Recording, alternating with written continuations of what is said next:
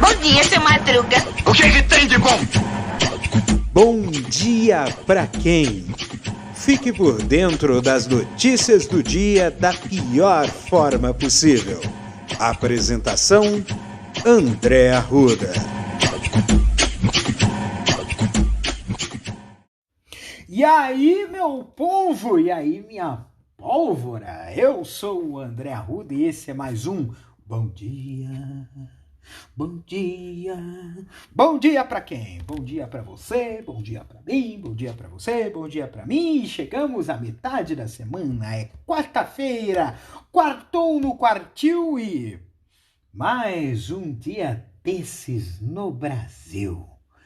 Pra começar, rapaz, o dia desgranhento esse, tá? Pra começar, ainda bem que nós tivemos uma grande mobilização nas mídias sociais, também das entidades estudantis, tá? Porque teve um projeto malfadado aí de um deputado milico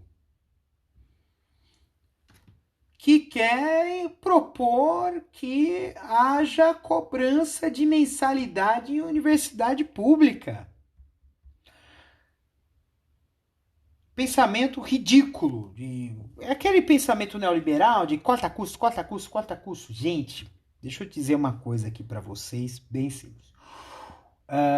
Faculdade particular também tem bolsa de estudo gratuita. Ou até bolsa com desconto e os caramba 4. Entendeu? Então, o acesso pleno à universidade pública é uma ação estatal bastante afirmativa para trazer desenvolvimento econômico e social nesse país, tá? Então, o deputado que tem esse pensamento ridículo, ele tem até uma frase que ele disse assim: quem não pode pagar, não paga. Quem pode pagar, paga. Mas eu tô olhando aqui uma matéria aqui do UOL sobre essa PEC, essa proposta de emenda à Constituição. Então, se é uma PEC, então precisa ter, se eu não me engano, 2/3 dos deputados e dos senadores para que seja aprovada. Se depender dos deputados, realmente pode ser aprovada, porque nós temos um bando de vendidos, safados do Centrão dentro do Congresso Nacional, na Câmara. No Senado é um pouco mais difícil. Mas nós temos vendidos na Câmara. E aí a gente tem que botar esse povo tudo para fora em outubro, tá, gente? A gente tem que botar esse lixo humano para fora. Esse bando de vagabundo. Porque tem gente que fala assim, que vagabundo é o pessoal que tá fazendo que tá na criminalidade aqui. Não, os verdadeiros vagabundos estão em Brasília. Muitos deles estão em Brasília. É lógico que tem exceções que a gente precisa considerar aqui. Mas esse projeto aqui, ele não tem aqui exatamente quais são os critérios para definir qual é a gratuidade. Então, um projeto porque a questão da educação, ele não é uma questão de governo, é uma questão de Estado. E se a gente entender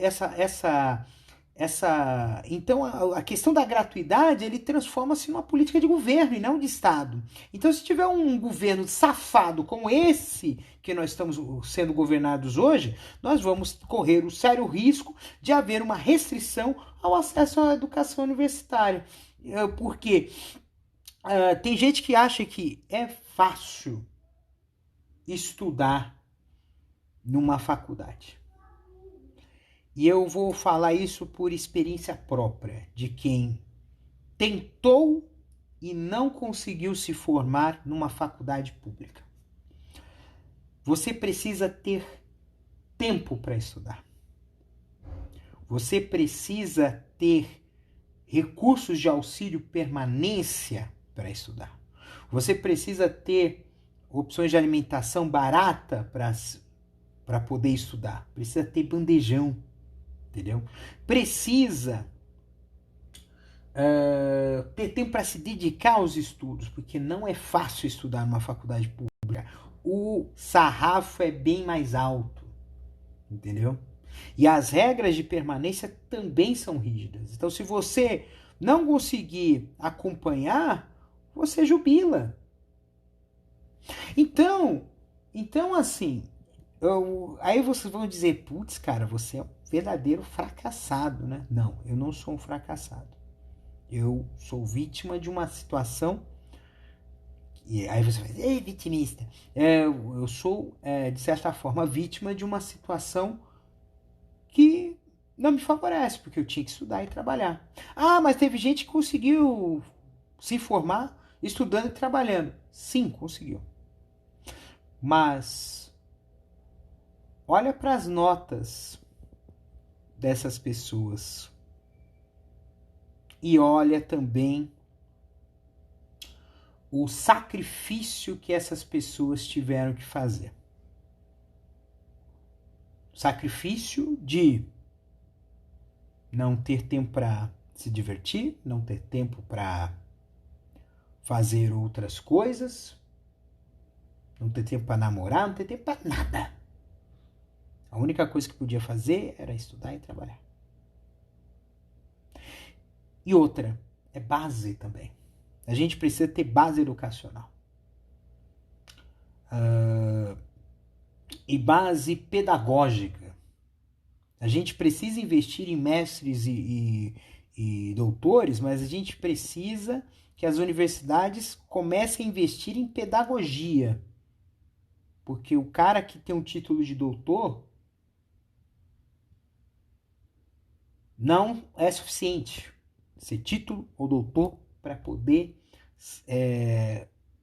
entrar numa sala de aula de uma faculdade e dar aula. Não é simples. Então, essa PEC aqui é o cúmulo do absurdo, mas é o que eu havia dito há muito tempo, né?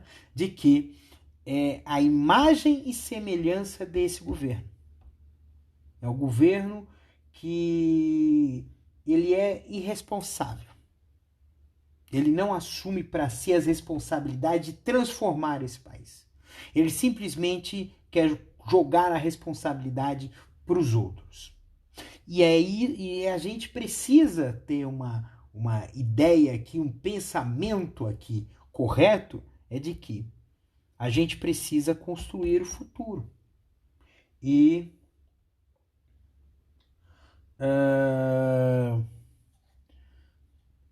construir o futuro depende de ações afirmativas para construir esse futuro.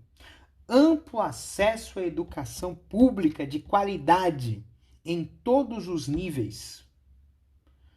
Não palhaçada de homeschooling, não palhaçada de cobrar mensalidade de faculdade. Isso não é política de educação. Não vai trazer melhorias à educação. Vai trazer piora na qualidade da educação e também vai trazer restrições no acesso ao ensino superior. Então é exatamente o contrário que eles estão fazendo. E se eles estão fazendo o contrário, a gente é contra. Eu sou contra. Vou lutar contra essa palhaçada. Então, gente, seguindo aqui a canção, hoje também teve um negócio ferrado, gente. Houve uma operação no Rio de Janeiro, gente, em que morreram 22 pessoas. Mais um massacre.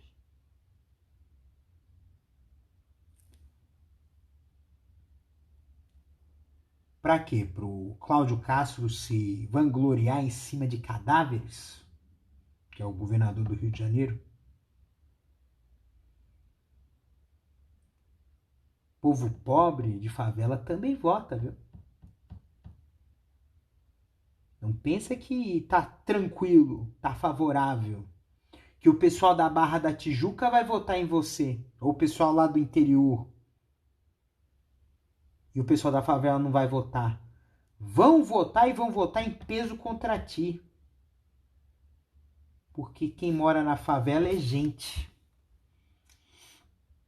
Eu fui na dentista, e ela reclamou do barulho, ela dizia assim, olha, eu tô indo no telefone, parece que eu tô na favela. Eu olhei para aquilo, eu pensei assim, Melhor não falar nada.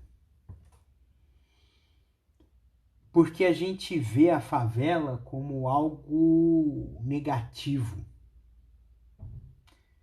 E, na verdade, a favela é um lugar de gente decente. Gente decente e marginalizada. Marginalizada há décadas, há séculos. E a gente precisa lutar para trazer dignidade a essa gente. Não é só mudar a nomenclatura de favela para comunidade. Tem que trazer infraestrutura, tem que trazer segurança, tem que trazer qualidade de vida, tem que trazer opções de trabalho para quem mora lá, tem que trazer educação, tem que trazer transporte, tem que trazer saúde, tem que trazer arranjos produtivos locais, tem que trazer pequenos comércios, tem que desenvolver aqueles locais. E não fazer o que eles estão fazendo. Invadir favela e meter bala. Como se isso fosse a solução dos problemas. Muito se fala de poder paralelo em favelas. Ou o tráfico de drogas, ou as milícias. Mas esse poder paralelo, ele existe porque o Estado não está presente. Porque o Estado trata a favela como um beco, como um gueto, um verdadeiro apartheid. E esse apartheid a gente tem que, tacar fogo.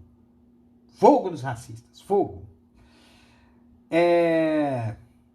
Aconteceu um fato no domingo que eu acabei não comentando. Estava ouvindo aí um outro podcast. Gente, vocês sabem que eu sou corintiano e eu sou LGBT.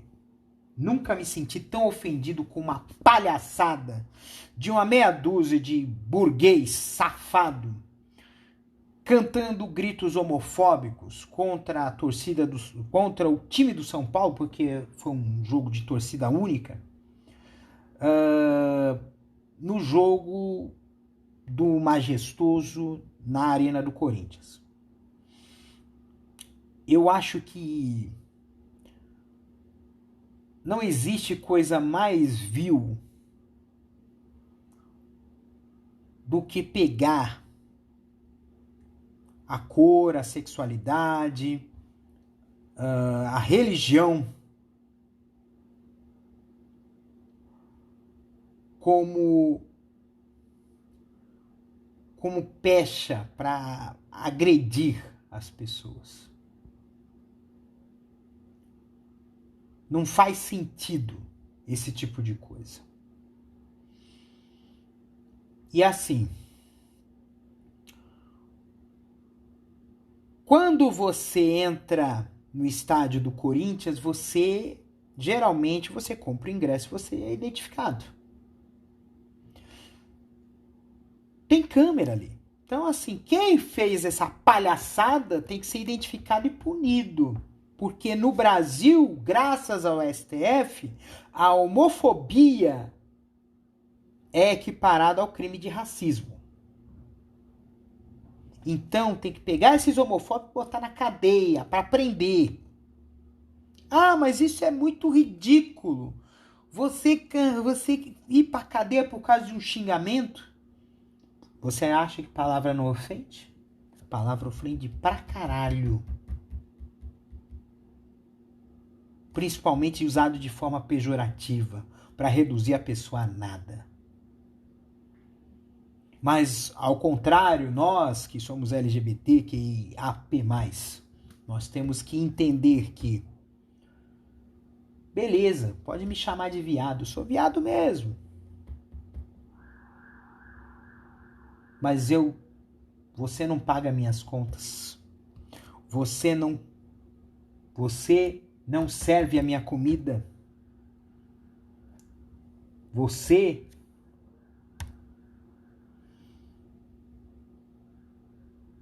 A você eu não lhe devo satisfações. Eu faço o que eu quiser. E me respeite.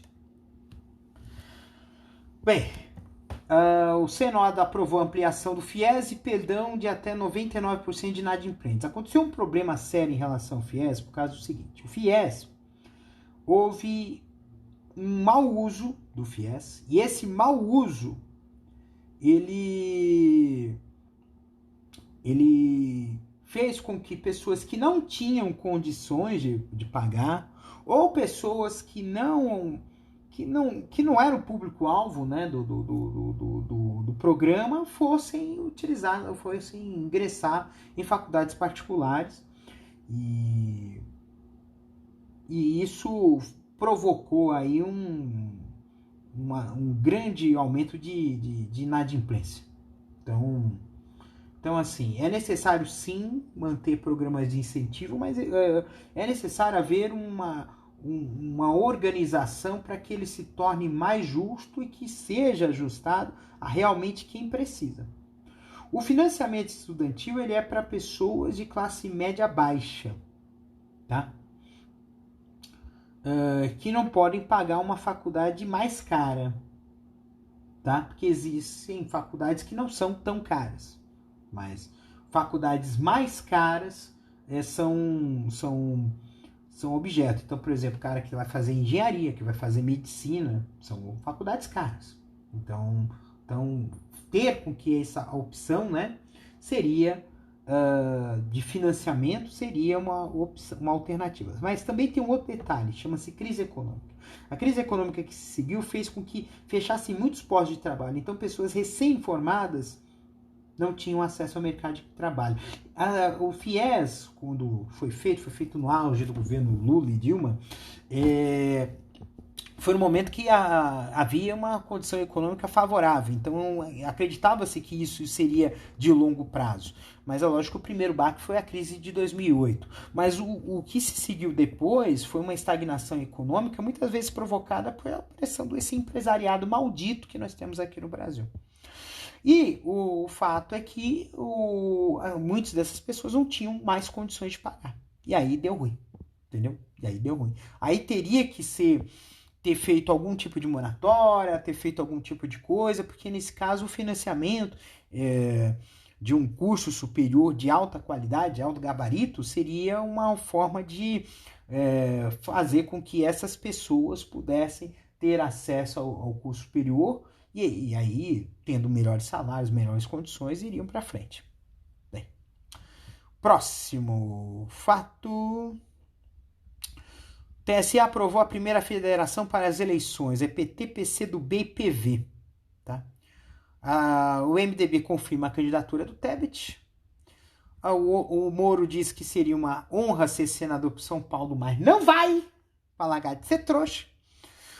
Dória decide não disputar cargo no Legislativo, nem deve voltar ao LIDE, que é aquela empresa desgraçada que ele inventou lá, que na verdade é uma empresa oficial de lobby político, né, de aproximar empresas da política. Né? E Metroviários aceita proposta e cancela a greve. Ótimo. Quer dizer, na verdade, assim, se houve aceito de proposta, vamos ver se esse acordo ele é favorável. Que mais? Mais um massacre. O atirador mata 18 crianças e 2 adultos em novo massacre escolar no Texas. Tá? Então, o que dá gente imbecil armada? Né? Então é uma coisa. Já viu essa história aí do Aras? Ele deu um belo de um chilique numa sessão do Conselho de Conselho do Ministério Público Federal, quase foi às vias de fato com o colega. O cara tá subindo nas tamancas mesmo, velho. Porque sabe que vai perder porque sabe que o ano que vem, não sendo eleito o Bozo, ele vai perder o carguinho dele. Vai. Nossa, o Ucrânia usa drone kamikaze para destruir tanque. Peidei para isso. Já. Olha só, o ano que vem nós vamos ter um salário mínimo de R$ 1.212. Não vai ter aumento real. Então, vai confirmar, porque como essa inflação galopante que nós estamos vivendo, não vai ter. Nós vamos ter pela primeira vez um governo em que o salário mínimo vai valer menos do que entrou. Parabéns aos envolvidos. Encontro bilateral a Bolsonaro. Grande coisa. Tiririca deixa a eleição após Eduardo ficar com seu número. Eduardo Bolsonaro? Deus me livre.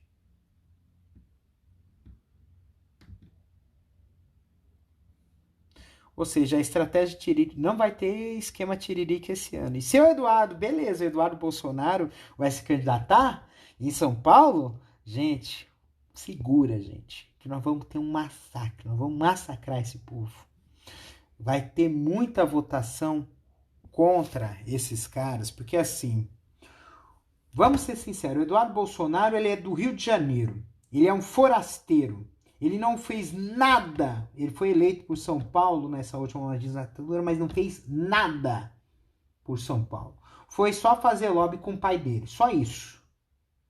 E usou o cargo, logicamente, para ficar de boa. Então, gente, vamos ser sinceros. Quem não faz nada pelo estado de São Paulo não faz falta. Então, tira para fora. Vamos lá, vamos tirar esse cara para fora. Eles não. E vamos encerrar aqui essa bagaceira. Quartou no quartil, é quarta-feira no Brasil. Olha só que coisa. Eu gosto quando as coisas acontecem, porque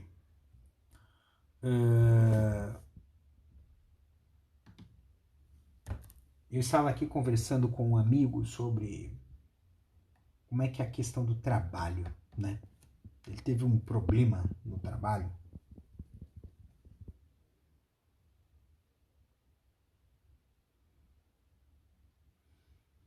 Ele se sentiu desrespeitado. É uma pessoa boa, faz as coisas direitinho, mas ele foi provocado.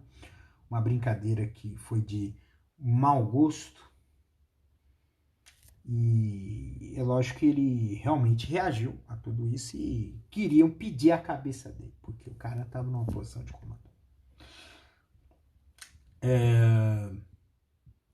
O modelo profissional no Brasil ele é muito personalista, tá? Então as pessoas costumam levar muito as coisas para o pessoal. E isso é um problema, porque atrapalha muito o que a gente chama de profissionalismo. Profissionalismo, é lógico que não pode, tem que saber se ponderar. Mas a gente não pode misturar dentro do trabalho coisas de pessoais. Ofensas pessoais. Eu sei porque no trabalho, às vezes, eu ouço coisas que me incomodam. Coisas, inclusive, que me ofendem. Tá? Mas o fato, gente, é o seguinte. Existem pessoas que apostam na mediocridade. Isso não apenas no trabalho. É no trabalho, na vida, na religião, na política. Apostam para manter um estado de domínio, de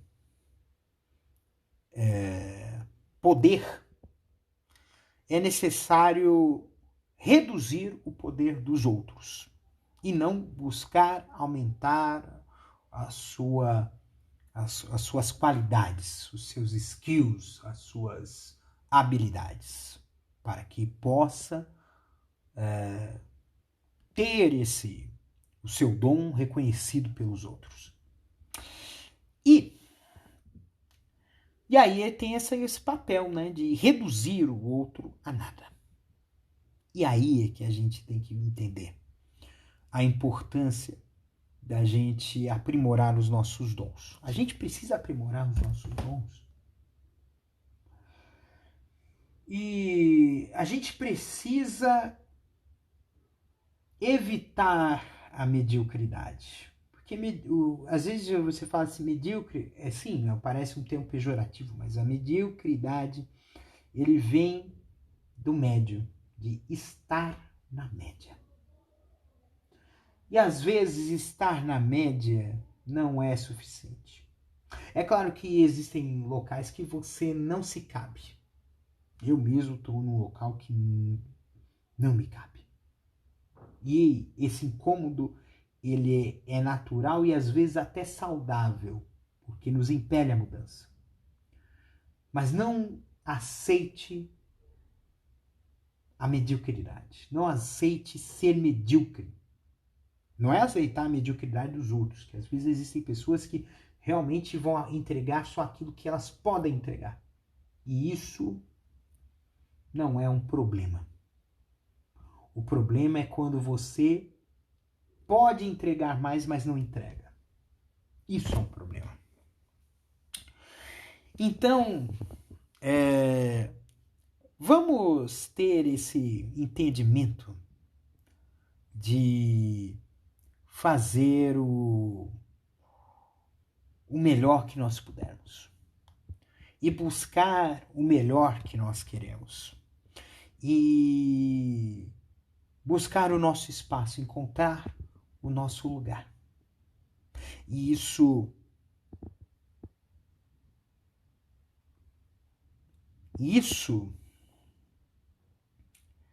tem a ver com você ir ao máximo que você puder. E se você fizer isso, certamente você irá vencer. Então, meu povo e minha polva, uma boa quarta-feira, que é a quarta-feira, metadinha dessa semana linda. Já está esquentando, eu saí na rua, já estava um sol. E os finais da tarde com aquele alaranjado lindo de se contemplar. Que seja essa beleza pura. Um beijo no coração de vocês, se cuidem e até amanhã, quinta-feira, episódio número 87. 88, não lembro, é muita coisa. Estamos perto do 100.